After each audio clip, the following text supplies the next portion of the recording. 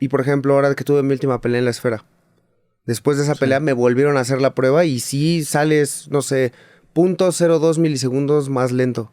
Y te dicen, no, pues a ver, te vamos a dar este suplemento y en 2 semanas te la volvemos a hacer.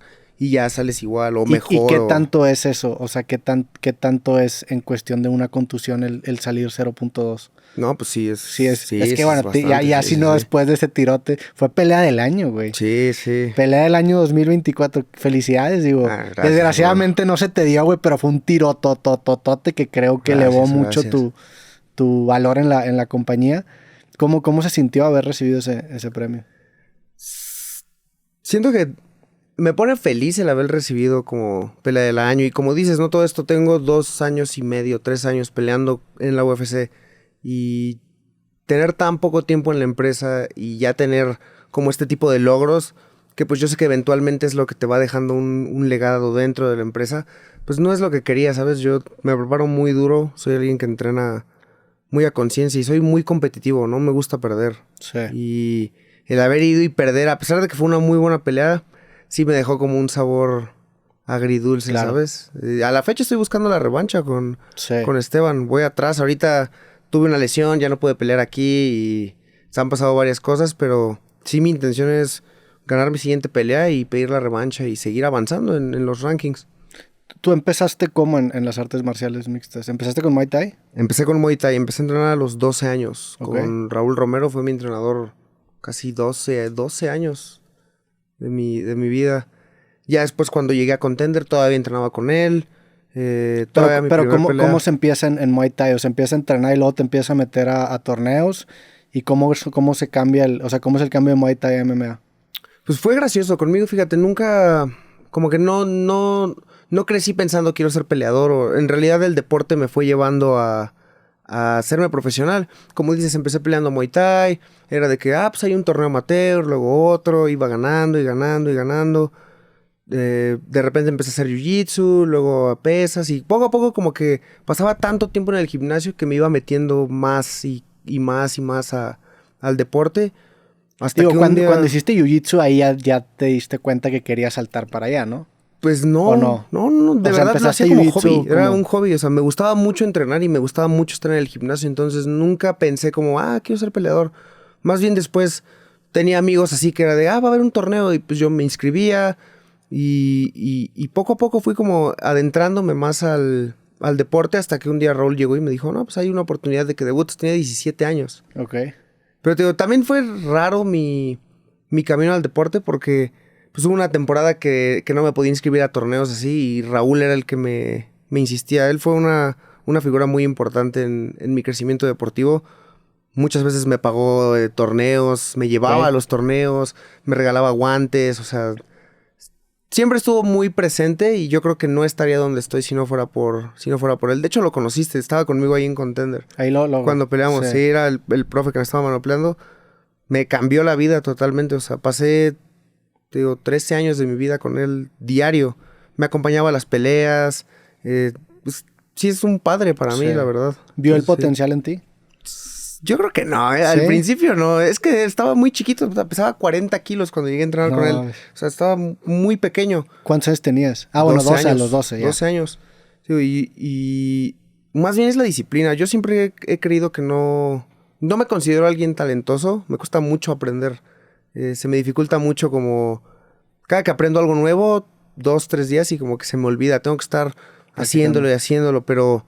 Creo que eso es lo que me hace como diferente a la mayoría de los peleadores, que tengo esa habilidad de mantenerme constante haciendo las cosas. Creo que este deporte no es tanto de talento, porque es como te decía, hay un punto en el que todos son buenos, todos son talentosos, todos entrenan bien, pero es más de quién está dispuesto a hacer ese pequeño extra, ¿sabes? Esa hora más en el gimnasio, esa ida a correr en la madrugada o... Son pequeñas cosas que creo que hacen la diferencia y entender eso es lo que me ha ayudado a tener éxito relativamente a los 25 años. Sí. ¿Y el debut oficial en MMA a qué edad fue? A los 17. A los 17. ¿Puedes pelear a los 17? O sea, ¿o estuvo ahí en la...? Estuvo ahí medio por abajo del agua. Sí, o sea debutaste muy joven, vaya, sí. Sí, pero es lo que te digo también, cuando yo debuté no había torneos amateur, no había no había nada. O sea, el deporte todavía estaba muy... Pues, ¿qué tiene eso? 13 años, imagínate. Sí. O sea, el deporte todavía estaba en pañales en México. Me acuerdo que tuve 2 peleas amateur de MMA. Hice mi debut profesional. Y ya de ahí ya me seguí. O sea, de hecho estuvo chistoso. Como a mi tercer pelea profesional fue que empezó a haber peleas amateur de MMA en ligas grandes aquí en México. Okay. Pero pues yo ya no podía como dejar de ser profesional y regresar a amateur. Entonces pues ya no me quedó de otra más que seguir. Y sí fue complicado porque a los 18 años ya estaba peleando en Combate Américas con güeyes de 35 años, de 40 años, que tenían 5 o 6 veces más peleas que yo. Pero parte de lo que dices, Raúl creía en mí. O sea, muchas veces incluso cuando yo no creía o yo no quería agarrar peleas, él me decía como, estos son los momentos de chingue su madre. Sí. Y te lo juro, me acuerdo mucho que me decía eso. Me decía, güey, estos son los momentos de chingue su madre. Pues, ¿qué puede pasar si pierdes? Sí. Y me llevó hasta la UFC, entonces... No había pensado eso. O sea, te tocó debutar y a tu generación les toca debutar en un momento en donde el salto es muy grande porque no existía ese intermedio, ¿no? ¿Cuándo empiezan las ligas amateur de MMA en México? Como en 2019, 2020, que eran las mismas ligas en las que yo peleaba profesional, pero ya empezaban a poner peleas de, vamos a poner 3 peleas amateur y 4, y empezó como este formato en México que ya existía en Estados Unidos en ligas pequeñas, pero aquí no existía, entonces sí te digo que me tocó debutar joven y somos pocos los peleadores que tienen mi edad y ya están en ligas grandes, de hecho creo que contados, por lo mismo, porque muchos prefirieron esperarse y apenas van ahorita con 7, 8 peleas profesionales. Yo ya llevo 18 peleas. Sí. ¿Y tenías referencias, ídolos? ¿Tenías en MMA alguien que seguías mucho, güey? O sea, ¿quién era? Sí, cuando empecé mi carrera como profesional, fue a la par de que estaba el Ultimate Fighter Latinoamérica. Okay. Y el primer peleador, y siempre me acuerdo mucho, el primer peleador que yo admiré así de artes marciales fue a Yair. Yair Rodríguez, sí. Yair, sí. Ya después lo conocí, he tenido la oportunidad de entrenar con él. Es muy buena persona, es muy buen atleta. Pero digo, sí me acuerdo así que desde morrillo pues, tenía que cuando fue el Ultimate Fighter tenía como 15 años. Sí. Me acuerdo que yo así hasta viéndolo en el 5 hace como 10 años, lo veía y yo le decía a mis papás, no, él va a ganar. Y no me creían y ganó el Ultimate Fighter. Luego seguí su carrera, todas sus peleas, Frankie Edgar, Korean Zombie. O sea, sí es alguien a quien seguí mucho tiempo. Obviamente ya después, cuando entré a la UFC y empiezas a conocer a más peleadores y tratas como de aprender de todos un poco, ¿no? Que creo que eso es algo que me caracteriza. Pero sí, el primero así que empecé a seguir fue Yair. Sí, también porque el estilo de Yair es bien llamativo, güey. Es un vato muy creativo. Sí. De repente, pues el knockout que se aventó contra Korean Zombie, que fue el knockout del año. Tiene técnicas muy creativo. Muy creativo, ¿no? Y ya de ahí, pues ya empecé a conocer más peleadores. Me empecé a fijar en más peleadores de un estilo similar al mío. Porque también pasa que es difícil balancear la parte de ser fan del deporte a ser peleador. Sí. Como que como fan me gusta verlo a él, me gusta ver a Volkanovski, a otro tipo de peleadores que a lo mejor tienen otra fisionomía, pero ya como peleador tengo que fijarme en los que se parecen a mí físicamente o que hacen cosas similares entonces es como complicado balancearlo ahí. Yo intento como copiar un poco de cada uno de los peleadores que veo. Me gusta mucho ver a Jon Jones, a Adesanya, peleadores con esa complexión, ¿sabes? Más largos, sí. que tienen que mantener la distancia. Pero pues también hay otras cualidades que admiro de diferentes peleadores. Khabib es un peleador que admiro muchísimo porque creo que hizo las cosas de una manera que yo las quiero hacer, ¿sabes? No me gustaría decir que la manera correcta, porque hay muchas maneras de llegar a ser campeón, pero me gustan los valores y creo que me alineo a lo que él hizo toda su carrera, ¿sabes? Como la parte de la disciplina, el respeto, el mantenerse centrado, mantenerse con un objetivo claro, es algo que me gusta y siento que en este deporte que está lleno de caos y de mil madres que pueden pasar, sí es importante mantenerte con un objetivo claro. Sí, también respeto mucho eso de Khabib, que es una persona que puedes estar o no de acuerdo con su forma de vivir, pero lo notas que está muy convencido de ella, ¿no?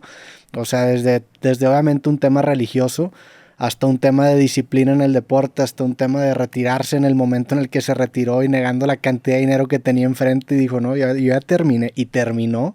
Eso es algo que... No, y es impresionante. Es algo que se respeta, claro. Creo que le ofrecieron $100 millones por pelear con Floyd Mayweather en su momento y dijo que no. Con Mayweather, sí. O sea, y todo eso creo que es algo que me gusta y que he intentado como replicar a lo largo de mi carrera. Trato de mantenerme enfocado en el objetivo. A final de cuentas, tú lo dijiste, ¿no? Es como un sistema de creencias. Sí. Y sí creo que como deportista, como lo que te decía de la parte de la psicología deportiva, si tú mismo no crees que vas a lograr algo, es muy difícil que convenzas a las demás personas Claro. que lo vas a lograr. Yo siempre pongo de ejemplo algo que a mí particularmente me pasó, y es que tú puedes ir con cualquier peleador, cualquier deportista, y les puedes preguntar, ¿vas a ser campeón del mundo? Y todos te van a decir que sí, porque es como la respuesta que uno espera, pero hay algo muy diferente entre decirlo y creerlo. Y a mí me tomó tiempo entenderlo, porque hubo una temporada que la gente me preguntaba y genuinamente yo no lo creía. O sea, me preguntaban, ¿vas a ser campeón? Pues dices que sí, porque tienes que decir que sí, pero me costaba verme a mí mismo como campeón, me costaba verme a mí mismo logrando ganarle a Makhachev, ¿no? A peleadores así.